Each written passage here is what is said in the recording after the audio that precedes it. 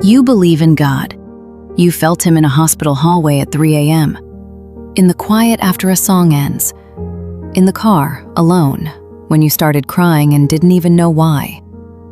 But the second someone hands you a pamphlet, tells you what to wear, tells you who's in and who's out, something in you shuts the door. Here's what I need you to hear before anything else. You're not walking away from God. You're walking away from what people built around him, and that's not a crisis of faith. That might be the most honest faith there is. Stick with me, because by the end of this, you're going to understand exactly why so many people have quietly walked this same path, and there's actual research behind it, not just a feeling you can't explain. Let's start with the truth nobody tells you growing up. God and religion are not the same thing. Religion is a building, a schedule, a dress code, rules written by people, about people, enforced by people. God is the thing that existed before any of that. Before there were pews, before there were denominations, before anyone argued about which version was the right one. Think about it like a river. You can call it the Mississippi, the Nile, the Amazon. Different names, different banks, different countries built along its edges. But the water was never confused about what it was. People built the naming systems. People built the arguments. The water just kept moving. For most of human history, believing in God and belonging to a religious institution were treated as the same thing. One package deal, inherited together, practiced together. But something has shifted. Researchers who study belief have tracked it for decades now. A large and growing number of people still believe in God, or some kind of higher power, while quietly stepping back from the institutions that used to house that belief. Psychologists gave this group a name: spiritual, but not religious. And this isn't some small fringe category. It's one of the fastest growing belief patterns being measured today. Not atheist, not agnostic, just done with the middleman. So why is this happening to so many people at once? A lot of it comes down to trust. For generations, religion was sold as the only road to God. One road, one toll booth. Pay the toll, attend, obey, conform, or you don't get through. But people started noticing something. The people running the toll booth weren't always acting like people who'd met God. Scandals, judgment without compassion, politics wearing a cross like a costume, communities preaching love out of one side of their mouth and practicing exclusion out of the other. Researchers who study institutional trust have found a steady decline across the board, not because people stopped valuing what these institutions were supposed to protect, but because the institutions themselves kept failing to live up to their own values. And here's the psychological part that matters most. When people lose trust in an institution, they don't lose the underlying need that institution was meeting. They just start looking for other ways to meet it. Someone can watch a religious leader betray everything they preached and think, that person failed me. That doesn't mean God did. So people didn't leave God, they left the toll booth. There's actually a name for the wound this leaves behind. Psychologists call it moral injury. It was first studied in soldiers and first responders, the deep psychological damage that happens when someone witnesses a core moral betrayal by people or systems they trusted. But the same pattern shows up in people who grew up watching hypocrisy up close inside religious communities. Judgment instead of grace. Harm covered up instead of addressed. That leaves a real wound. And the most common response to that wound isn't abandoning belief altogether. It's protecting the belief by removing it from the institution that damaged it. That's not weakness. That's not rebellion. That's self-preservation for the most important thing you have. Here's the part that explains why this feels less like loss and more like relief. Human beings have a deep, well-documented need for what psychologists call meaning-making, the drive to interpret our lives as part of something bigger than random chance. Belief in God satisfies that directly. It's one of the most consistent findings in the entire psychology of religion. But rituals, hierarchies, dress codes, specific doctrines, those are human-built systems designed to organize and transmit that belief. And systems built by humans inherit human flaws.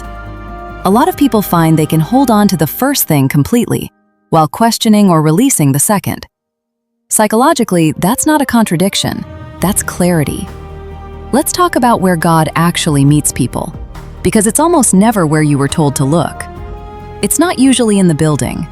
It's in the hospital waiting room, when a stranger sits next to you and says, "Nothing just stays." It's the exact song that plays on the radio the day you needed it most. It's the friend who calls at the one moment you were about to give up, and they don't even know why they called. They just had a feeling. It's the sunrise you almost didn't stop for, but something made you pull the car over. It's the strange, weightless calm that shows up after you cry, from nowhere, and settles everything. None of that required a membership. None of that required a specific building, a specific outfit, a specific Sunday attendance record. That was God finding you exactly where you were, not where a system told you that you had to be. And there's actually a reason that experience feels so universal. Researchers studying the brain during deep prayer and meditative states have found consistent activity in the region tied to self-reflection and reduced activity in the part of the brain responsible for your sense of physical boundary, your sense of separateness from everything around you. That's part of why people across wildly different traditions describe the same thing during deep spiritual moments: a felt sense of connection, of boundaries dissolving, of being part of something larger. That capacity appears to be built into us, something the brain can access through prayer, through nature, through music, through grief, not something that requires one institution's permission to unlock. Now let's talk about the strength this actually builds, because this is where people sell themselves short. Psychologists draw a distinction between two kinds of faith. Extrinsic faith, belief practiced for social approval, to belong, to be seen doing the right thing. And intrinsic faith, belief that's genuinely internalized, part of your identity and your compass, whether or not anyone is watching. Extrinsic faith is fragile. It depends on the community around it staying consistent and worthy of the performance. The moment that community disappoints you, the faith built on top of it can collapse with it. Intrinsic faith is portable. It survives disappointment. It survives scandal. It survives moving cities, losing people, changing completely as a person, because it was never outsourced to an institution in the first place. It lives inside you. And research on coping and grief backs this up directly. People with a strong, internalized sense of faith draw meaningfully on that belief during hardship, illness, loss, fear. Regardless of whether they're currently active in any religious community, the belief itself does the psychological work, not the attendance record. So if you've been carrying guilt, thinking that stepping back from a building means you stepped back from God, I need you to release that today. But let's be honest about the harder truth in all of this, because it matters. Walking your own road takes more discipline, not less. When you belong to a system, the system does some of the work for you. It tells you when to show up. It hands you a script. When you walk this alone, you have to build the habit yourself. You have to choose on a random Wednesday with nobody watching to still pray. You have to choose when nothing is forcing your hand to still say thank you. You have to choose to sit in silence and actually listen, instead of filling every moment with noise so you don't have to. Nobody claps for you showing up to your own kitchen table at 6 a.m. to sit quietly with God. Nobody gives you a certificate for choosing forgiveness on a Thursday because your faith meant something even when no one was tracking it. But God was there, every single time. The applause was just never the point. And this is also where psychologists draw one more important line between what they call committed spirituality and diffuse spirituality. The first is an active, practiced relationship with something greater than yourself. The second is a vague sense that something's out there, with nothing actually built underneath it. The first carries real, measurable benefits: purpose, resilience, peace during hardship. The second, research suggests, often doesn't. Because belief without practice tends to stay abstract instead of becoming something you can actually stand on. So ask yourself honestly, is your faith something you actively live?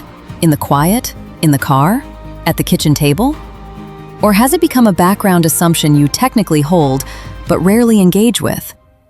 If it's the first, you're carrying nearly everything that institution used to provide, just without the toll booth.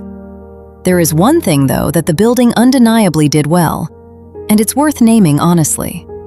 Community. Shared singing. Collective prayer. There's a real, measurable psychological lift that comes from that kind of shared ritual, a felt sense of unity that's genuinely hard to fully replicate sitting alone. So if you've stepped back from the institution, that piece doesn't rebuild itself automatically. It takes intention through real friendships, small gatherings, honest community that doesn't carry the weight of formal doctrine. It's being rebuilt everywhere right now, quietly, outside the old walls entirely. So here's what I want to leave you with. Every major religious tradition in history has gone through periods of upheaval and restructuring, while the belief underneath it kept moving forward. What's happening right now? Millions of people quietly separating personal belief from institutional membership isn't the end of faith. It's just the water finding a new bank. You haven't lost anything. You haven't failed a test. You did something psychologically coherent. You separated a real, internalized belief from a human system that didn't always live up to it. You're not required to earn God through an institution. You're not disqualified from grace because you didn't sign up for a system built by flawed people trying to organize something infinite. The version of faith that's just you, honest in the quiet, still whispering, "I don't understand it all, but I trust you." That version counts. It might be the version that counts the most, because it was never performed for anyone. So today, wherever you are, in your car, your kitchen, lying in bed at midnight, you're allowed to just say it. I believe in you. I always have. I just needed to find you on my own terms. And somewhere, in the quiet, that gets heard. It always does.